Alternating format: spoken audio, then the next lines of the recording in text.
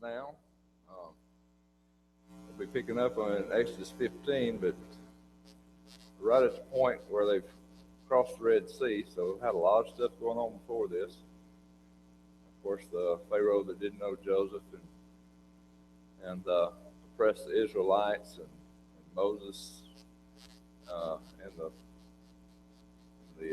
basket in the river, and that story, and how he was found by Pharaoh's daughter. Because most of y'all are familiar with these stories, and how he grew up and ended up killing an Egyptian who was oppressing the Hebrews, and how he had to flee to Midian. There he met a fellow who had a daughter. Jethro was his name, and Zipporah was her name. And he ended up marrying her and having a couple of sons through him. I mean, through her. And of course, we went through Moses and him at the burning bush, and God coming and talking to Moses. Moses a bit reluctant to do what God was asking him to do, but God wanted him to do it, so he did what he had to do. And of course, he did a good job. He got help from his brother Aaron, his older brother Aaron.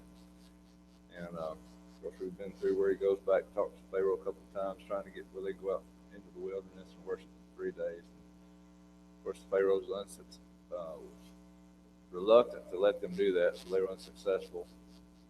And then, of course, God brings on the 10 plagues, the last one being the death of the firstborn, and all that played out, which stories y'all are familiar with, I'm sure. And finally, Pharaoh let them go, and we've got to where they've crossed the Red Sea and are about to go into the wilderness.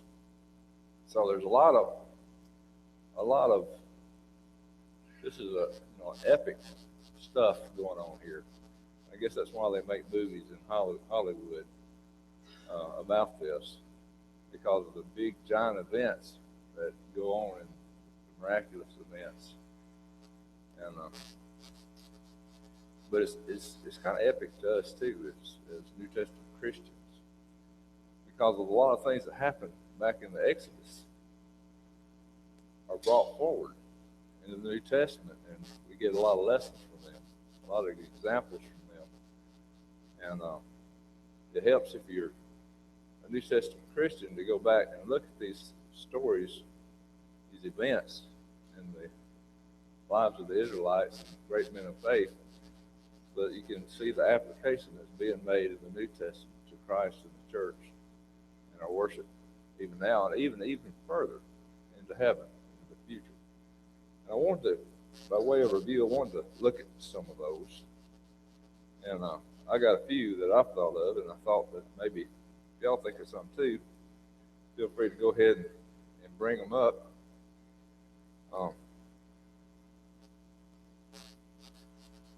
The first one I thought about was when God met Moses at the burning bush, which wasn't consumed. He told Moses his name that the Israelites had not known of him as before, which is I am who I am, is what he said. If you look in, we talked about this in an earlier class, but I want to reinforce it. In John 6, what I have up here on the screen is before Abraham was, I am. If you're in that class, who said that?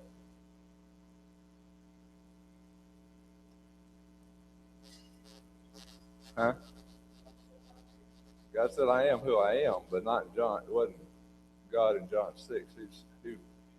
Jesus said it.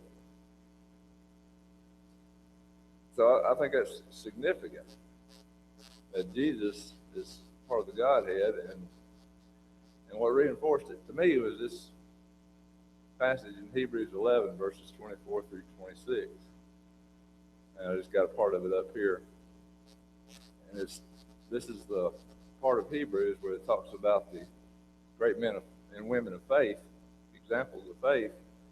And it says here that Moses, this is talking about him at the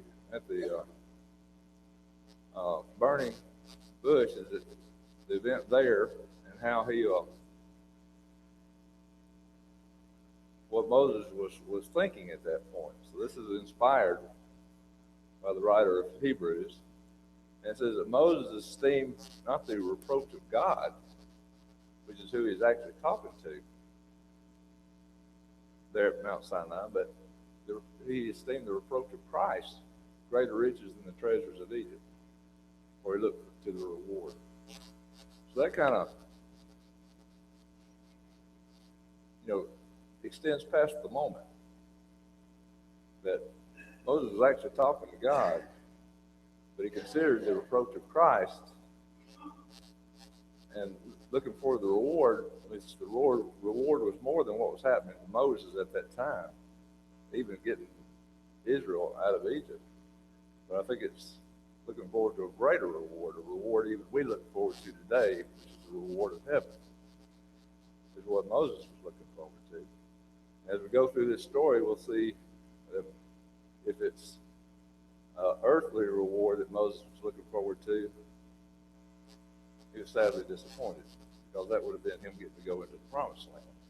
It's, most everybody here knows our Bible story that Moses didn't go receive that reward. And there are reasons for that. So I thought that was kind of significant.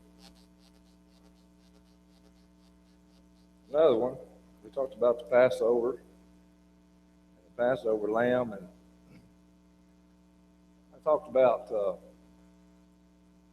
Hebrew word for it was korban pesach, and I didn't have it on a slide, so it was a little bit confusing what I was trying to say. That's where we get paschal lamb from, and I tried to describe it, so I thought I'd go ahead and get a picture out so that people can see what I'm talking about. You may have heard the phrase paschal lamb. I know it's prevalent in Catholic faith, and you can probably see this in a lot of their cathedrals, this symbol or this image of a lamb with a halo carrying a long cross and with a banner with a red cross and white background. So it's just a symbolic thing that they have. But I brought it up and wanted to share that with you so you know what I was talking about. But going on, talking some more about Passover and the Feast of the Unleavened Bread. This carries on into the New Testament also. If you remember in John 1, if you don't turn in your Bible there, John the Baptist, when he sees Jesus approaching, or Christ approaching, John chapter 1, let's see, 29. The next day, John saw Jesus coming toward him and said, "Behold, the Lamb of God who takes away the sin of the world." And down in verse 35 and 36. Again, the next day, John stood with two of his disciples, and looking at Jesus as he walked, he said, "Behold, the Lamb of God." Now, that was significant to John. It was the symbolism of the Passover lamb, and John the Baptist calling Jesus the Lamb is huge. The Lord's Supper that we have every week has some symbolism. It was done during the Passover when the Lord instituted it. They used the bread that he used was unleavened bread, because remember when we studied the Passover, that's all they were to have in their houses. So the bread that the Lord's Supper was unleavened, and of course it's representative of Christ's body. The blood of the lamb on the doorway. Remember when they sacrificed the lamb, they took the blood and they took hyssop branches and they painted it up and down the posts and the lintel or header across the doorway. Well, the fruit of the vine is symbolic of Christ's blood. And that shedding of that blood is what saved the Israelites. And the shedding of Christ's blood is what saves us. So, the lamb that was to be sacrificed was to be firstborn. And the feast that they would have, Passover and Feast of Unleavened Bread that they had every year, they were to sacrifice their firstborn animals or redeem their firstborn son. Well, Christ was God's firstborn, but he wasn't redeemed. He was actually sacrificed.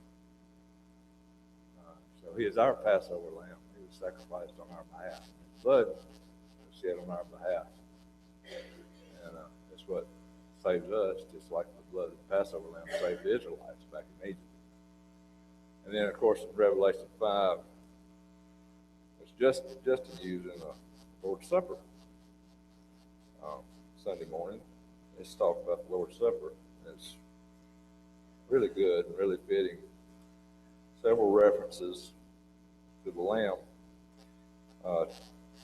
Chapter 5 of Revelation, verse 6, and I looked, and behold, in the midst of the throne, and the four living creatures, in the midst of the elders to the Lamb, as though it had been slain, having 7 horns and 7 eyes, which are the 7 spirits of God sent out into all the earth.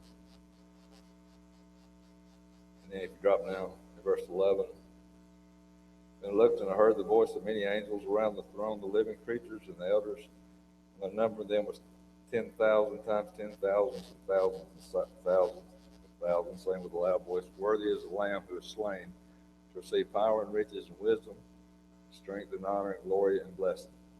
And every creature which is in heaven and on earth and under the earth, and such as are in the sea, and all them that are in them, I heard saying, blessed and honor and glory and power be to him who sits on the throne, and to the Lamb forever and ever. And the 4 living creatures said, Amen. And the 24 elders fell down and worshiped him who lives forever and ever. So these events we're studying now push on into the New Testament, push on into heaven. And so it really brings out understanding what we're studying now. Really helps with how we worship today, and how we will be worshiping in heaven also. Another example is for in Exodus 12:48, no uncircumcised person was to eat of the unleavened bread during this feast. Colossians 2, verse 11 and 12.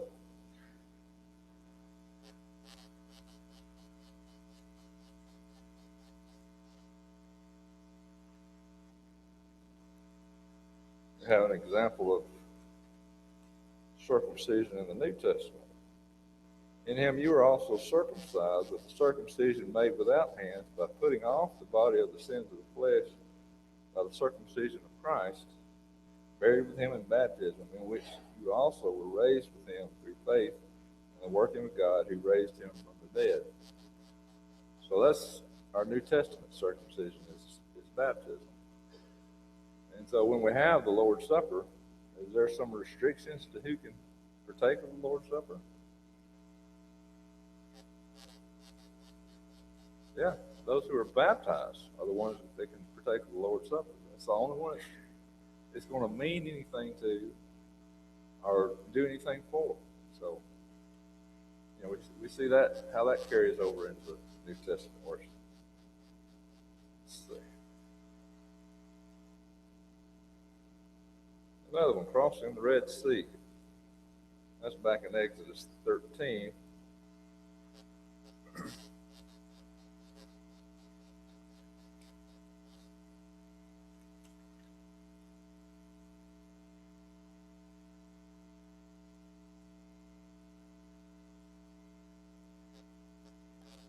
forgot my 14. I'm sorry, I got the wrong reference. 14:13. Moses said to the people, do not be afraid, stand still and see the salvation of the Lord, which he will accomplish for you today. So we see salvation that was about to happen for the Egyptians. Whom you see today, you will see again no more tomorrow.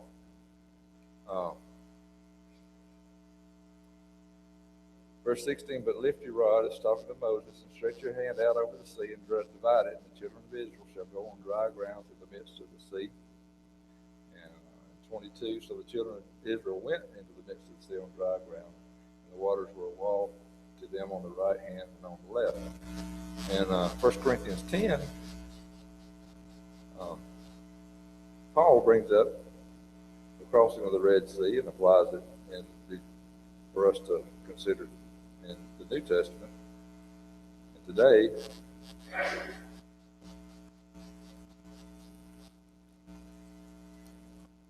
verse 1 and 2.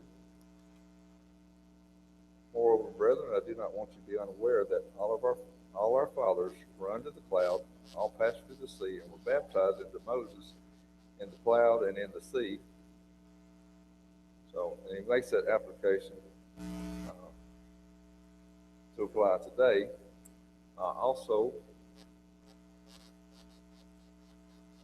bread from God, and this is what we'll be covering tonight, by the way. We haven't talked about this. And drinking from the rock. Exodus 6, chapter 16, chapter 17 through verse 7 we'll be covering tonight. But it will be raining bread for heaven from us, and it'll strike the rock, and water will come out of it. Verse 3 and 4, that example is brought up. All ate the same spiritual food. Verse 4, and all drank the same spiritual drink, for they drank of that spiritual rock that had followed them, and that rock was Christ. So you'll see how it just over and over again, things that we're studying right now is just brought up again and again in the New Testament. So it really helps to have a good understanding of the stories, because the New Testament examples are just so numerous, and there's probably some more you could probably think of. Just the circumstances that we've talked of, some of them like the Israelites were living in a foreign land. They had been settled there a long time, but they were strangers or foreigners in a foreign land, and this was not to be their home. God had promised them a home in a different place. Well, today, we're called strangers and foreigners in a foreign land, pilgrims, and that's us being in the world. This is not our final dwelling place. We're just temporary, just visitors here. So we're to look forward to our promised land, which is heaven. Example also, and y'all might think of others that apply also.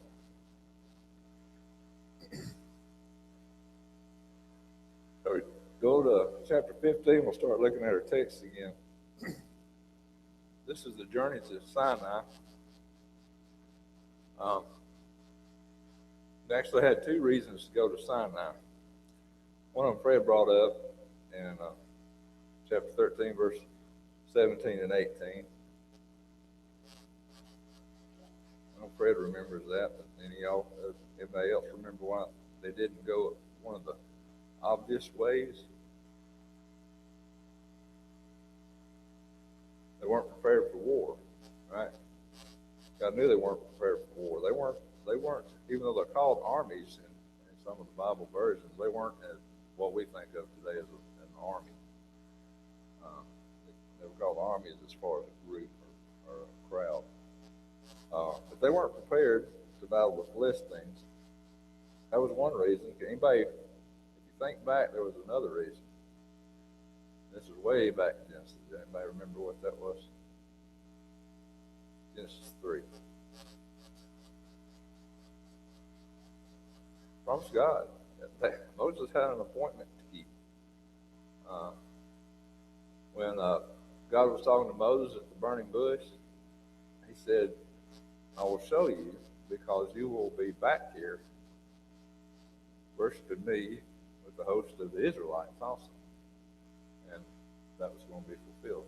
So that's another reason that they weren't taking the direct route into the land of Canaan or Palestine. So anyway, we just crossed the Red Sea, and they go into the desert of Shur, which is just across from the Red Sea. They have a 3 days travel without finding any water, and we're talking about a pretty big crowd there. So we're talking in excess of 600,000 men, plus women and children. So that's probably well over 1 million, maybe 1.5 million people that are moving. In Numbers 2:32, you actually get the number of people, of men, was 603,550.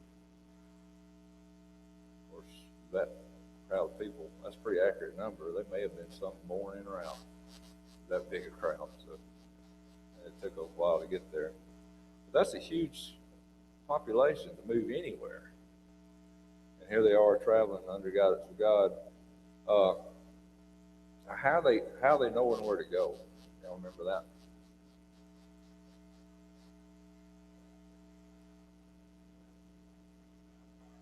Yep, a pillar, pillar of cloud by day, so leading them, and then at night it was a pillar of fire. So they could travel day or night as the Lord willed.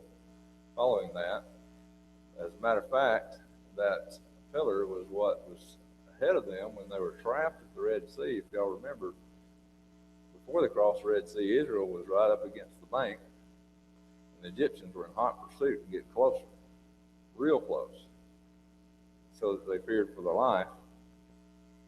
But that cloud, if you remember, came back behind the camp of the Israelites and in front of the Egyptians and separated them and kept them safe until they could get across the Red Sea.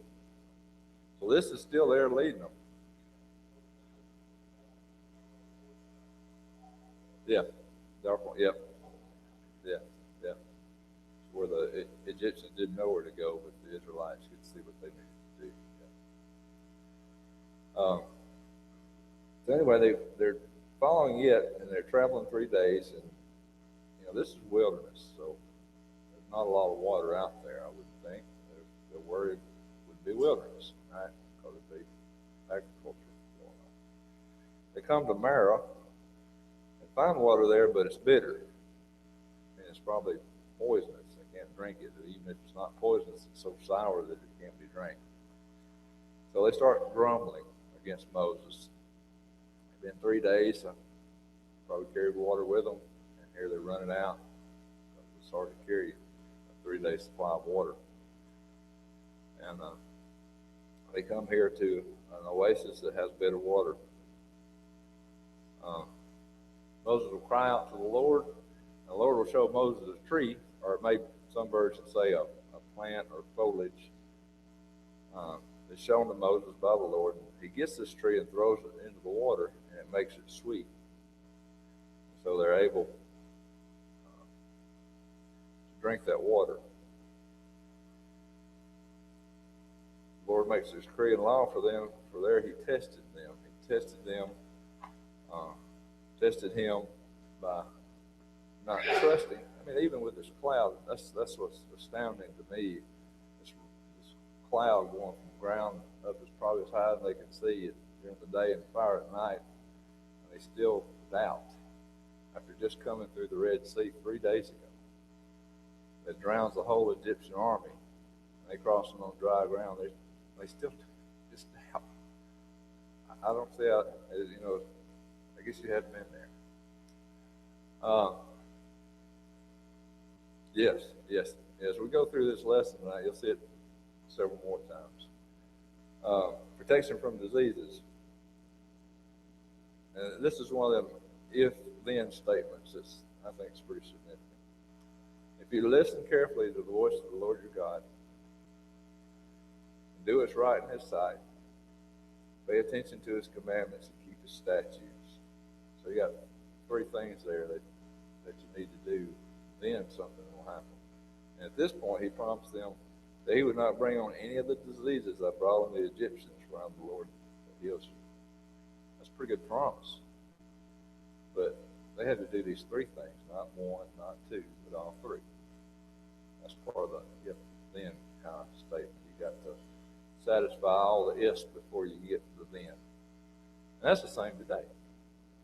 If we got one thing to do before we get something, we do that one. If we have 5 things to do, something about hear, believe, repent, confess, and be baptized, well, all 5's got to be done before the then statement applies, then you will be saved. So, another good example. Murmuring from food, chapter 15, verse 27 through 16:3. So they leave Marah, and by the way, Marah, the name Marah means bitterness. And they come to Elim, at Elam, it said there were 12 springs there, which is fortunate, and 70 palm trees, and there they camped by the water. So that's a pretty good camping place for such a large group of people. But they don't stay there. This pillar cloud by day and fire by night, has them leave Elam and come into the wilderness of Sin. And now sin is not sin as in doing bad. Remember, this is the Sinai Peninsula, so it's a shortened phrase of Sinai. So it might be the wilderness of Sinai, maybe. I don't know. And it ain't got anything to do with sin as in doing wrong. So there they come. It's the 15th day of the second month. So it's the 30th day of the Exodus. Well, here we got the whole community again grumbling about something else this time. And it's against Moses and Aaron. They say, if only we had died by the Lord's hand in Egypt, there we had pots of meat and had bread to be filled. But you have brought us in the desert to starve the whole assembly to death. So they're starting to blame Moses and Aaron for bringing them out there to starve to death. Later on in time, they've already complained about water. They complained about their safety when they're at the Red Sea. They complained about water here. They're complaining about not having food. And they're blaming Moses and Aaron. The Lord said to Moses, behold, I will rain down bread from heaven for you. So the people are to go, and he's telling Moses what to give them the directions. The people are to go and gather each day only for that day. On the sixth day, they're to gather twice as much. And the Lord was testing them to see if they would follow his instructions. And this would be significant. Pretty simple instructions, don't you think? I wrote it down in one line there, one bullet. We'll gather each day only for that day. On the sixth day, do twice as much. That's pretty simple. They're not going to be a simple, easy test. We'll see how they do. So Moses and Aaron go out and say, in the evening you will know the Lord brought you from Egypt. In the morning you will see the glory of the Lord because he heard your grumbling. He says, you're not grumbling against Aaron and me, Moses is saying. You're actually grumbling against the Lord. And he has heard that. So that's something to think about when we grumble against our Bible class teachers and our preachers. And they're trying to share with you the word of the Lord. They may not do as well as they'd like to, which is me most of the time. But so remember who you're grumbling against. I'll try to do better. But anyway. Quail and bread sin. As Aaron was talking, the Israelites looked toward the desert and saw the glory of the Lord appearing in a cloud. It was quail, a huge, giant covey of quail. They come up, and so large they cover the camp. So there's quail everywhere, not just a few. I guess it is extremely large covey. In the morning, there was a layer of dew on the ground. Then when it dried up, they saw what looked like thin flakes of frost, and they said, what is it? They've never seen anything like this before, something totally foreign to them.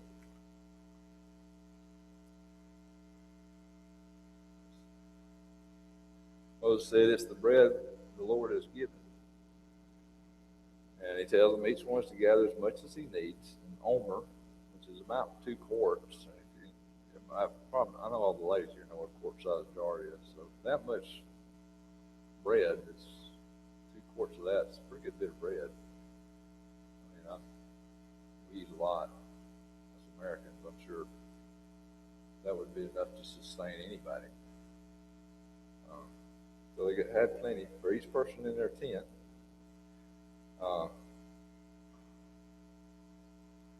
So they go out and gather it. Some would gather little, and some would gather much, and then they'd measure it out and give everybody an omer of the bread. Moses goes and says, no one's to keep any of it until the next morning, or so there's to consume it today. But still, even though these simple directions, gather for the day what you need for the day, some of them start hoarding it, keep it overnight, keep leftovers. But the leftover that stayed overnight, the next morning, it was worm infested and it stank. And of course, this made Moses angry because this simple test that the Lord had given them, they were failing. And if you let any kind of group of people, how they act or respond, good or bad, you feel responsible for it. And so here the Israelites were failing a simple test of God. Of course, that would make their leader, Moses, angry. Each morning, everyone gathered as needed, but when the sun grew hot, so they had to do it in the morning, they couldn't wait. As the sun grew hot, this bed would just melt away and be gone. On the sixth day, they gathered twice as much, 2 omers each. So that'd be about 4 quarts for each person.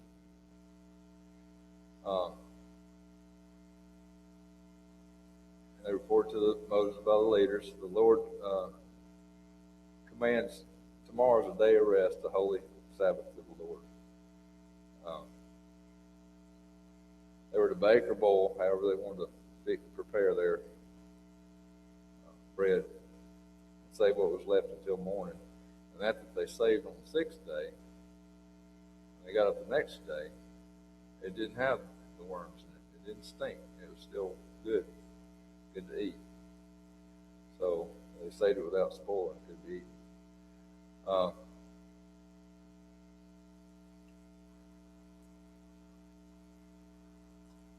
on the next day, there was none to be found. So if they didn't get it on the 6th day, enough for the Sabbath day, they didn't have enough. Now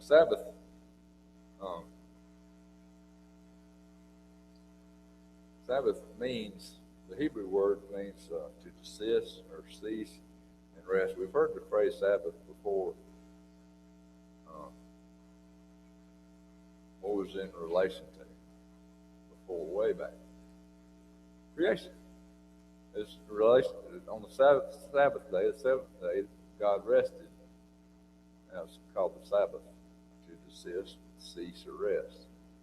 But up till now, there's not a lot said in the Old Testament about keeping the Sabbath. But here, it's plain what they're supposed to do. And they're to keep the Sabbath. Anyway, some still tried to gather their bread on the Sabbath. There's none there. The Lord says to Moses, how long will you, talking about the Israelites, not Moses particularly, refuse to keep my instructions and commandments? 7th day is a day of rest. No one is to go out. Now, remember I wrote God's commandments or instructions on 2 lines. What were they? Go in the morning, gather for the day. And on the 6th day, gather twice as much. How hard is that? Still, people couldn't do it.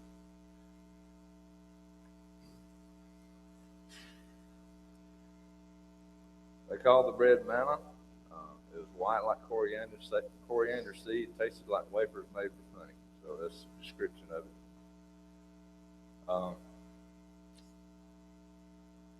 The Lord commanded that an omer of manna be kept for generations to come. And Aaron laid it up before the testimony. And we'll find out more later on what that's about. The testimony, yes. But some of it was to be saved for a long time. They will be eating this manna for 40 years.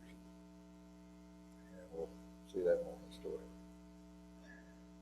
In chapter 17, they set out from the desert of sin and they come to Rephidim. There's no water there. So the people start quarreling with Moses, saying, give us water to drink. He brought us out to die of thirst. And he asked them, why do you put God to the test, or why do you tempt the Lord? Some versions might have. Moses asked the Lord, what am I to do with these people? They're ready to stone me because here they are without water again. The Lord directed Moses, go ahead with the elders of the people. Take the staff that he struck the Nile with at Horeb, or near Sinai, strike the rock, for water will come. So Moses did that in a place we call Massa or Meribah, and that means testing or boiling. So,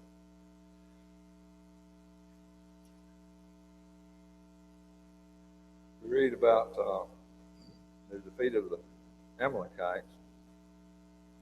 The Amalekites attacked the Israelites. Now, Amalekites were a group of people living in the area.